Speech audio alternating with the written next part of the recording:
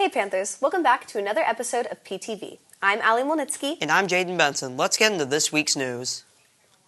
The tutoring centers have new schedules starting in March. The lunch centers will be open Tuesday, Wednesday, and Thursday, and the after-school center will be open Monday and Wednesday. This Friday is the Unified Sports Basketball game here at NP. It will begin at 10 o'clock in the gym. Make sure to wear black to support our Panthers against Thousand Oaks and Westlake. And now let's check out David with today's Panther Window on Dune Part 2.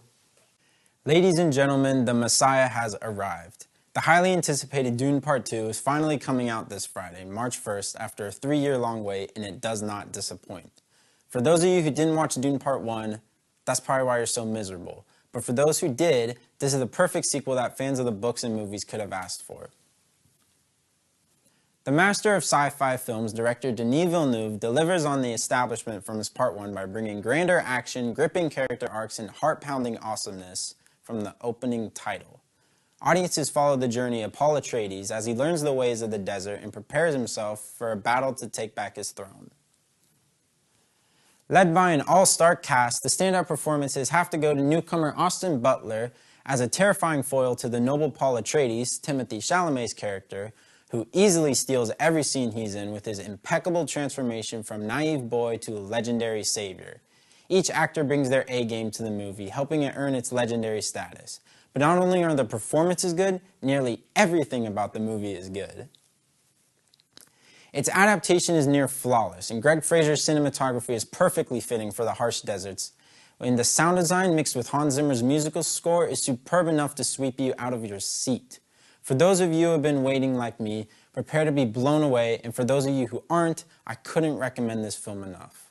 So go ahead, get your Dune popcorn buckets now, and we can only wait to see its conclusion in the near future. That's all from me, now back to the desk. Thanks, David. Last Friday, One Shine Youth put on a live performance in the Performing Arts Center to celebrate Black History Month here on campus.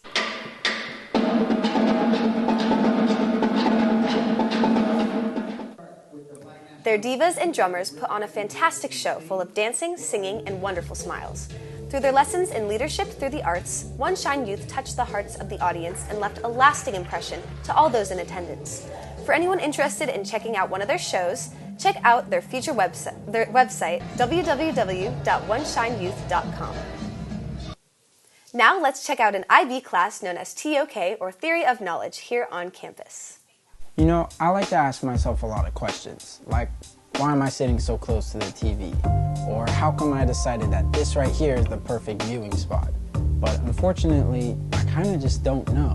Luckily for me though, questions of why and how are actually answered here in PHS in a special class known as Theory of Knowledge. Let's go meet with Mrs. Dowenshire and see what it's about.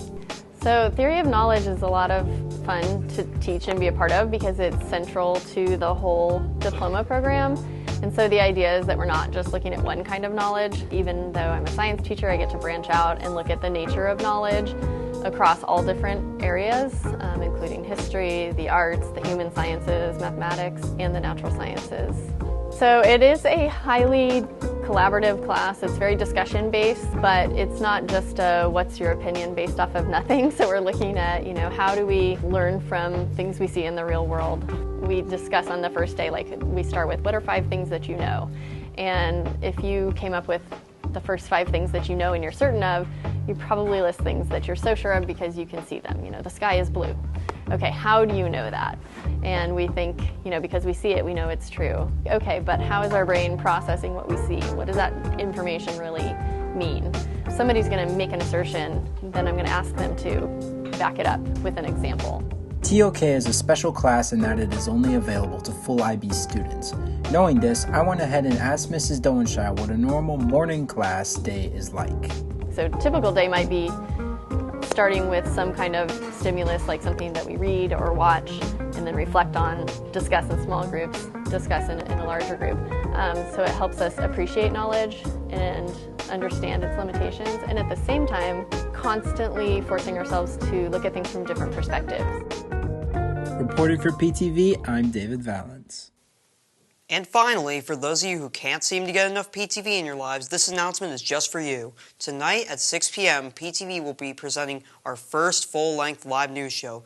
Joining us will be the brilliant writers from It's Always Sunny in Philadelphia as they tell us about their new movie, Incoming, which was filmed here at NP. There will also be a live performance from the local band No Idea, featuring our own Darwin Rowland, a demonstration from the incomparable Mr. Erickson, and so much more.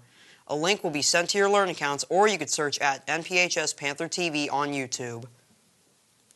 And now that I've made my long-awaited PTV debut, that's all the time we have today. Good to know, Jaden. Thank you all for watching, and we will see you all tonight at 6.